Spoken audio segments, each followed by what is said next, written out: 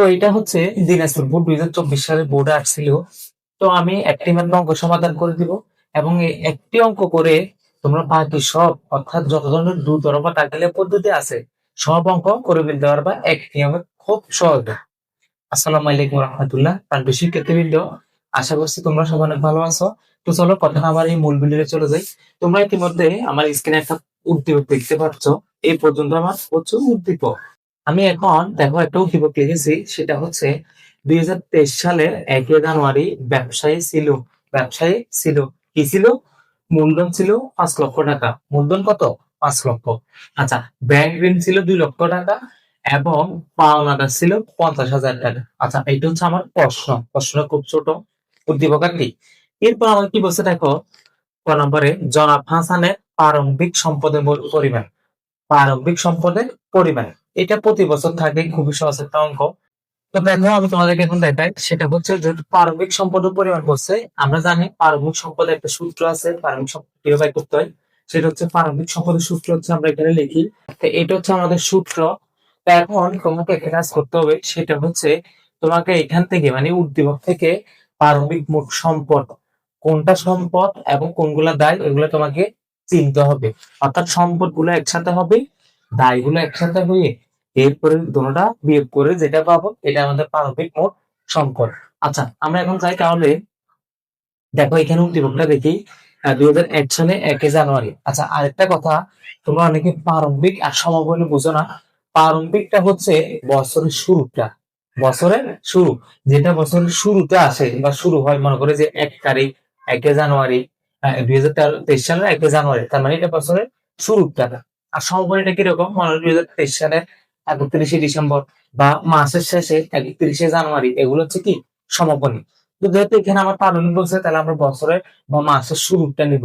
মাসের শুরুটা হচ্ছে আমার উদ্দীপকে, এটা উদ্দীপক দুইটা আছে, সমাপনীটা অর্থাৎ খ নম্বর যখন করবো তখন দেখবা ওইটা হচ্ছে সমাপনী উদ্দীপক, আর এটা হচ্ছে প্রারম্ভিকের। দেখো 2023 সালের 1 জানুয়ারি ব্যবসার মূলধন ছিল 5 লক্ষ টাকা।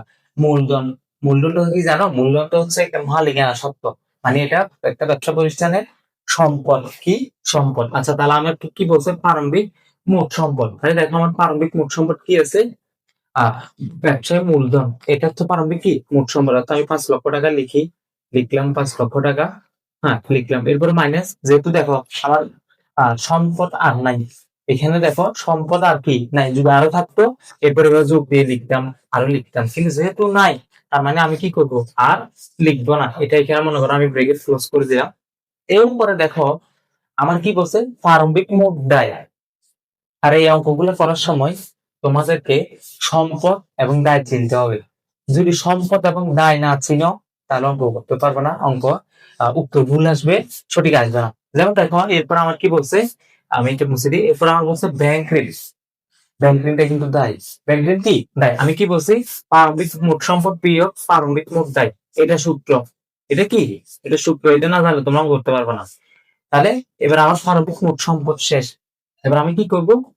প্রারম্ভিক মোট দায়টা নিব। আচ্ছা, দায়টা নেই। দায় কি কি আছে? এই যে ব্যাংক ঋণ 2 লক্ষ টাকা, এটা একটা কি দায়। ব্যাংক ঋণ 2 লক্ষ টাকা, এটা একটা কি দায়।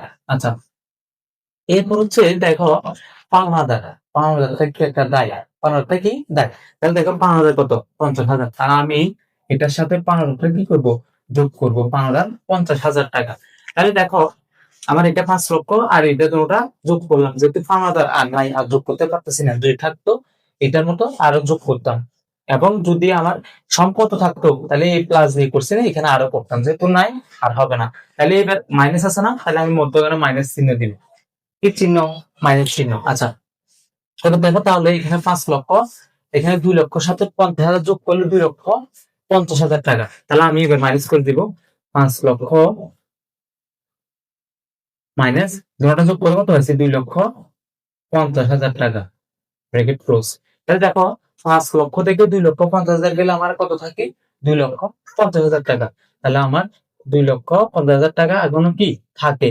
আচ্ছা, 2,50,000 টাকা। তাহলে আমার প্রারম্ভিক সম্পদের পরিমাণ হচ্ছে 2,50,000। তো তোমরা পরের দিন নিচে দিয়ে লিখবে আর কি। সুতরাং প্রারম্ভিক সম্পদের পরিমাণ এটা লিখে দিবা। আশা করি প্রারম্ভিক সম্পদটা কিভাবে বাইর করে বুঝতে পারছো। তো দেখো আমি এখানে খ নম্বরের উদ্দীপকটা লিখে নিয়েছি। তো খ নম্বরে উদ্দীপকটা দেখো, আর একটু আগে বলছিলাম এখানে কিন্তু 1 তারিখ ছিল প্রারম্ভিকের ক্ষেত্রে। এখন যেহেতু সমাপনীটা করতেছি, তাহলে অবশ্যই আমার 31 তারিখ দিতে হবে। আর একটু আগে বলছি সমাপনী মানে বছরের শেষেরটা। আচ্ছা, যেহেতু সমাপনী দিয়েছে, তাহলে দেখো এখানে আমাকে কি বলছে খ নম্বরে, সমাপনী মূলধনের পরিমাণ, সমাপনী মূলধনের পরিমাণ। আর এখান থেকে পর্যন্ত হচ্ছে উদ্দীপক। আচ্ছা, সমাপনী মূলধনটা ক নম্বরের মতো, প্রারম্ভিকের মতো। প্রারম্ভিকের সময় আমাদের কি ছিল? প্রারম্ভিক মোট সম্পদ না? প্রারম্ভিকের সময় আমরা কি লিখছিলাম? প্রারম্ভিক মোট সম্পদ, তাই না? প্রারম্ভিক মোট সম্পদ, মোট সম্পদ। কিন্তু এখানে কি হবে জানো? প্রারম্ভিকের জায়গায় শুধু সমাপনী হবে, অর্থাৎ সমাপনী মোট সম্পদ, সমাপনী মোট কি সম্পদ হবে, এটাই। আর এরপর এখানে কি লিখছিলাম? বিয়োগ প্রারম্ভিক মোটটাই লিখছিলাম না? কিন্তু এখানে শুধু সমাপনী মোটটাই হবে, বুঝছো? জাস্ট আমার চেঞ্জ কোথায় হয়েছে? আমার পার্থক্য হচ্ছে শুধু ওই আমি যখন সমাপনী করছি প্রারম্ভিক করছি, তখন আমি প্রারম্ভিকটা লিখেছিলাম। এখন আমার থেকে সমাপনী যেহেতু করতেছি, তাহলে আমি প্রারম্ভিকের জায়গায় শুধু এখানে সমাপনী লিখবো, এখানে সমাপনী লিখবো, এবং মোট যায় যেটা আছে সেটা থাকবে, মোট সম্পদ যেটা আছে এটাও কি থাকবে। আচ্ছা, তাহলে দেখো আগের মতো, আগেও বলেছি যদি সম্পদ এবং দায় না চিনে থাকো, তাহলে তোমরা কি করতে পারবে না?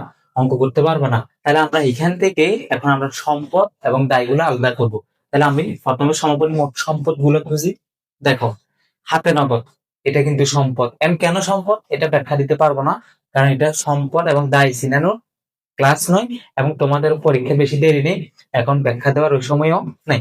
হাতে নগদ, আমার নগদে টাকা আছে, নগদে আছে, নগদে থাকলে এটা আমার জন্য সম্পদ, এই কারণে সম্পদ। তাহলে হাতে নগদ কত টাকা? 1 লক্ষ টাকা। তাহলে আমি লিখতে পারি হাতে নগদ লিখতে পারি, অথবা সরাসরি টাকার অ্যামাউন্টটা দিয়ে দিতে পারি। তোমরা চাইলে প্রথমে হাতে নগদ, তারপর যে সম্পদ গুলো আসবে এগুলো লিখে, মানে এভাবে আর কি, হাতে নগদ, আমার তো বোর্ডে আসলে জায়গা নাই তো এই কারণে হাতে নগদ।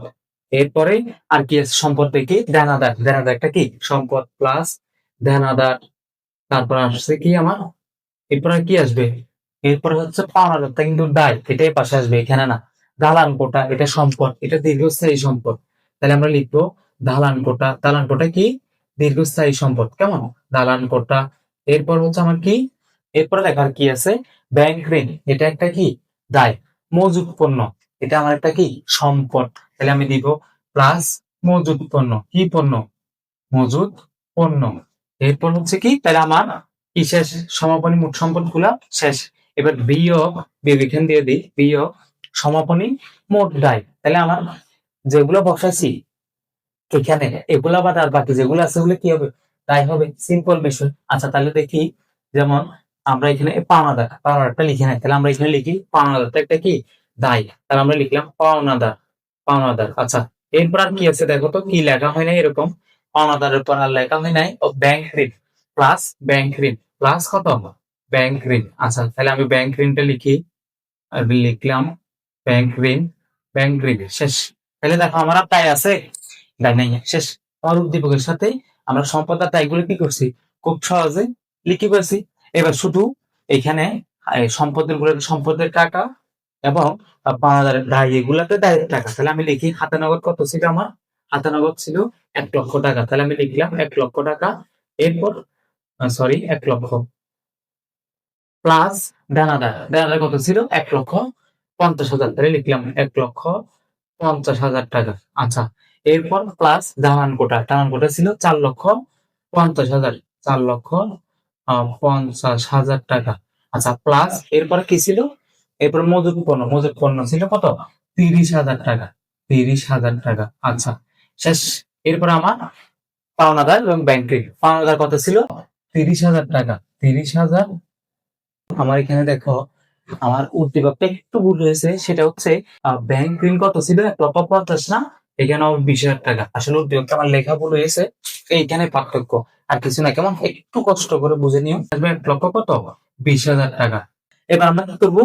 এই টাকাগুলো একসাথে যোগ করবো, আর দুটোটা একসাথে যোগ করবো। তাহলে যোগ করি 1 লক্ষ, আর হচ্ছে 1,50,000, তাহলে 2,50,000, আর 50 3 লক্ষ, 3 লক্ষ, আর 4 লক্ষ 7 লক্ষ, 7 আর 3 10 লক্ষ। তাহলে আমি আমার সমাপনী মোট সম্পদ পাইছি 10 লক্ষ টাকা। কত? 10 লক্ষ টাকা। আচ্ছা, আমি এটা না হলে এখান দিয়ে লিখে ফেলি, সুবিধা হবে, এখান দিয়ে লিখে ফেলি। হ্যাঁ, তাহলে আমি সমাপনী মোট সম্পদ কত পাইছি? 10 লক্ষ টাকা পাইছি। আচ্ছা, আমি সমাপনী মোট সম্পদ পাইছি 10 লক্ষ টাকা, লিখলাম। এরপরে দেখো আমি পাওনাদার মানে সমাপনী মোট দায় কত পাইছি? 30,000 আর 1,20,000, তাহলে হচ্ছে আমার 1,50,000, তাহলে মাইনাস 1,00,000 কত? 50,000 টাকা। আচ্ছা, তাহলে 1,50,000 সাথে যদি 10 লক্ষ থেকে 1,50,000 বাদ দিই, তাহলে আমার থাকবে 8,50,000 টাকা। 8,50,000 টাকা, তাহলে আমার এই 8,50,000 টাকা হচ্ছে কি সমাপনী মূলধনের পরিমাণ। তাহলে আচ্ছা, আশা করি বুঝতে পারছো কনফ্লিক্ট এটা হচ্ছে খ নম্বর প্রশ্ন সমাধান। তো দেখো আমি গ নম্বর উদ্দীপকটা তুলে ফেলেছি এবং তোমাদের সুবিধার্থে সূত্রটা লিখে ফেলেছি। এখন আমি বুঝাচ্ছি। গ নম্বর বলেছে জনাব হাসানের ব্যবসায়ের লাভ ক্ষতির পরিমাণ নির্ণয় করো। আচ্ছা, এইখান থেকে এই পর্যন্ত হচ্ছে উদ্দীপক, মানে এর কর আগে এই পর্যন্ত হচ্ছে কি উদ্দীপক। উদ্দীপক কি বলছে দেখো, জনাব হাসান প্রতি মাসে 1,500 টাকা করে নগদ এবং সারা বছর 2,000 টাকা পণ্য উত্তোলন করেন। আচ্ছা, এছাড়াও তিনি ব্যক্তিগত অর্থে 80,000 টাকা ব্যবসায়ীর ঋণ পরিশোধ করেন। আচ্ছা, কনবল হচ্ছে জনাব হাসানের লাভ ক্ষতির পরিমাণ নির্ণয় করো। লাভ ক্ষতির পরিমাণের সূত্রটা আমি দিয়ে দিয়েছি, দেখো সমাপনী মোট সম্পদ যোগ মূলধন অথবা উত্তোলন, মানে মূলধন থাকতে পারে অথবা উত্তোলনও থাকতে পারে, দুটোটা দিয়ে দিছি একসাথে। সবাই এরকম দুটোটা দেয় না, আমি দিয়ে দিছি। এরপরে প্রারম্ভিক মোট সম্পদ যোগ অতিরিক্ত উত্তোলন। আচ্ছা, তাহলে আমরা দেখো সমাপনী মোট সম্পদ আমরা বের করে লাগবে না? খ নম্বরে পাইছি আমরা সমাপনী মোট সম্পদ। খ নম্বরে কত পাইছিলাম মনে আছে? আমরা সমাপনী মোট সম্পদ পাইছি খ নম্বরে 8,50,000 টাকা। 8,50,000 টাকা লিখে দিলাম, প্লাস মূলধন অথবা উত্তোলন। দেখো তো এখানে কি বলছে, মালিক যা দেয় তা মূলধন, যা তুলে নেয় তা কি উত্তোলন, এই তো। আচ্ছা দেখো এখানে মালিক দিছে নাকি তুলে নিছে আমরা দেখি। জনাব হাসান প্রতি মাসে 1,500 টাকা করে নগদ এবং সারা বছর 2,000 টাকার পণ্য উত্তোলন করেন। কি করেন? উত্তোলন। তাহলে আমাদের এখানে মূলধনটা আসবে না, যেহেতু উত্তোলন করছে তাহলে আমার এখানে আসবে উত্তোলন। তাহলে আমরা উত্তোলন টাকাটা হিসাব করব। যদি বলতো জনাব হাসান ব্যবসায় তো টাকা বিনিয়োগ করছেন, মনে করো 2,000 টাকা বিনিয়োগ করছেন, তখন আমাদের মূলধন হইতো। আচ্ছা, তাহলে কি বলছে দেখো, জনাব হাসান প্রতি মাসে 1,15,000 টাকা করে নগদ প্রতি মাসে বলছে। দেখো প্রতি মাসে একটা জিনিস মাথায় রাখবা, আমরা এই অঙ্কগুলো করি 1 বছরের জন্য। কিসের জন্য? 1 বছর সমান 12 মাসের জন্য। এখন এখানে আমাকে যদি বলতো বছরে এত টাকা নেয় 1,500 টাকা এবং উত্তোলন করেন বছরে একবার এত টাকা, তাইলে হইতো। এখন আমার কি বলছে, প্রতি মাসে 1,500 টাকা উত্তোলন করে বা তুলে নেয় আর কি। 1,500 যদি 1 মাসে হয়, তাহলে আমাদের যেহেতু 12 মাসের হিসাব, তাহলে আমরা এই 1,500 কে গুণ 12 দিব। কি দিব? 12। তাহলে 1,500 কে যদি 12 দিয়ে গুণ করি, তাহলে আমাদের 18,000 টাকা। কত টাকা? 18,000 টাকা। তাহলে আমাদের এত টাকা করে, তার মানে উত্তোলনের টাকা আসবে কত? 18,000 টাকা। এবং সারা বছর 2,000 টাকা পণ্য উত্তোলন করেন। দেখো এখানে কিন্তু সারা বছর মানে 1 বছর বলে দিছে। 1 বছর কত উত্তোলন করেন? 2,000 টাকা। তার মানে আমাদের এখানে আর 12 বা 10 এরকম ভাগ করা মানে এরকম গুণ করার কোনো কাজ নাই। কেন নাই? এখানে সারা বছর বলে দিছে। যদি এখানে এভাবে বলতো প্রতি মাসে 2,000 টাকার পণ্য উত্তোলন করেন, তখন আমি এই 2,000 কে কি করতাম? আবার 12 দিয়ে গুণ করতাম। কিন্তু এখানে সারা বছর মানে পুরো বছরে কি করেন? 2,000 টাকার পণ্য উত্তোলন করেন। তাহলে আমাদের প্রতি মাসে 1,500 কে যদি গুণ দিই, আরেকটু আগে দিছিলাম 1,500 গুণ 12, তাহলে আমরা কত পাইছি? 18,000 টাকা। তাহলে এই 18,000 সাথে আমরা 2,000 কি করবো? যোগ করবো। 18,000 সাথে যদি 2,000 যোগ করি, তাহলে আমাদের যোগফল কত আসবে? 20,000 টাকা। তাহলে আমাদের মোট উত্তোলনের পরিমাণ হচ্ছে কত? 20,000 টাকা। সিম্পল বিষয় শেষ। এরপরে মাইনাস প্রারম্ভিক মোট সম্পদ। প্রারম্ভিক মোট সম্পদ আমরা কত পাইছি মনে আছে? প্রারম্ভিক মোট সম্পদ পাইছি আমরা 2,50,000 টাকা। 2,50,000 যোগ অতিরিক্ত মূলধন। অতিরিক্ত মূলধন, একটা জিনিস মাথায় রাখবা, মালিক মূলধন দেওয়া ছাড়া মানে ব্যবসায় বিনিয়োগ একবার করা ছাড়া এর পরে যদি মালিক ব্যক্তিগত তহবিল থেকে অথবা আবারও বিনিয়োগ করেন, আরো এভাবে লেখা থাকে মালিক আরো এত টাকা দেয় অথবা ব্যক্তিগত অর্থে বিনিয়োগ করেন, ওটা অতিরিক্ত মূলধনে যাবে। কিসে যাবে? অতিরিক্ত মূলধন। আমরা এখানে একটু দেখি। এছাড়াও তিনি ব্যক্তিগত অর্থে 80,000 টাকা ব্যবসা ঋণ পরিশোধ করেন। ব্যক্তিগত অর্থে, এই যে ব্যক্তিগত মালিক বিনিয়োগ ছাড়া ব্যক্তিগত অর্থে অথবা আরো লেখা থাকে আরো এভাবে যে আরো মনে করো এত টাকা বিনিয়োগ, তাহলে ওইটা অতিরিক্ত মূলধন। যেহেতু এখানে দেখো মালিক ব্যক্তিগত অর্থে ৮০,০০০ টাকা ব্যবসায়ী ঋণ পরিশোধ করেন, তাহলে ৮০,০০০ টাকা আমার অতিরিক্ত কি হবে মূলধন, তাহলে আমরা লিখবো ৮০,০০০। এইভাবে এভাবে লেখা থাকে ব্যক্তিগত অর্থে অথবা আরো, যেটা বলছি।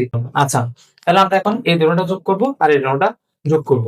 আচ্ছা, ৮,৫০,০০০ সাথে যদি আমি ২০,০০০ যোগ করি, তাহলে আমার উত্তর আসছে ৮,৭০,০০০ টাকা।